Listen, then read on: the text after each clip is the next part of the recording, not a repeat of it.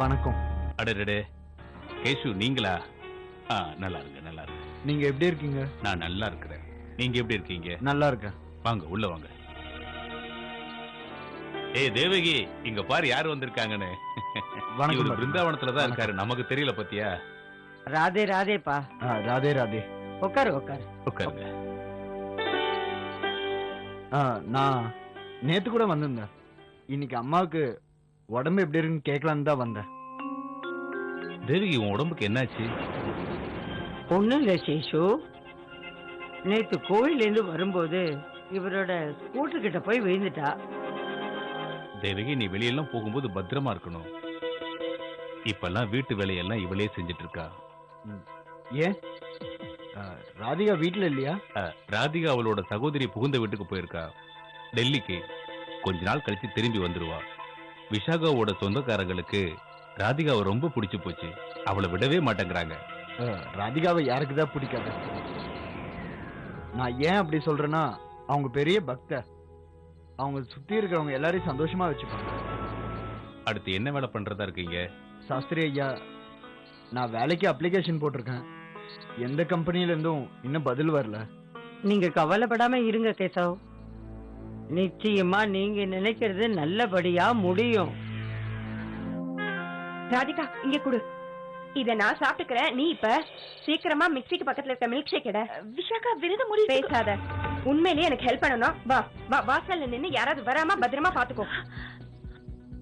இங்க பாரு விஷாக்கா, இந்த விரதம் ரொம்ப பவித்திரமானது. நீ ஏன் இப்படி எல்லாம் பண்ற? யாராவது சின்ன மருமகளை பாத்தீங்களா? கொஞ்சம் எங்க இருக்கான்னு பாருங்க. வாயில ஏதாவது ஒட்டிருக்கா பாரு. Congratulations, celebration. நீ இந்த வீடியோக்கு செலக்ட் ஆயிட்ட. Wow Pradeep, wow. அப்புறம் என்ன செய்யணும்?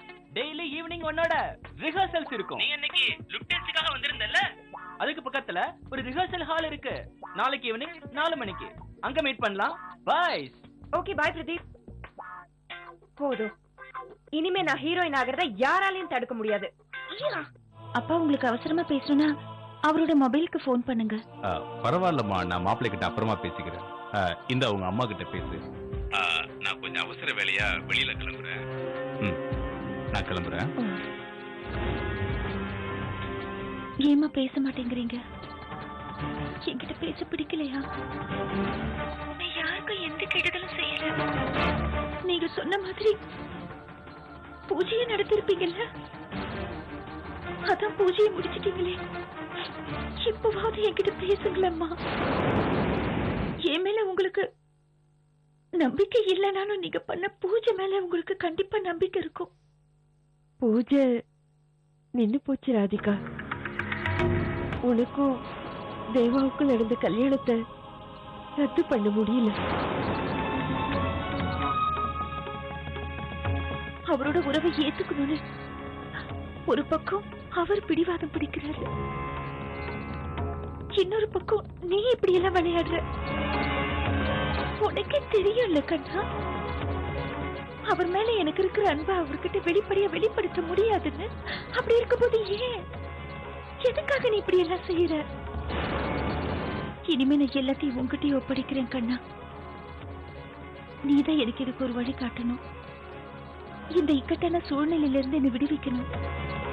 ஏன்னா என்னால இதுக்கு மேல முடியல. என்னால முடியல கண்ணா, என்னால முடியல.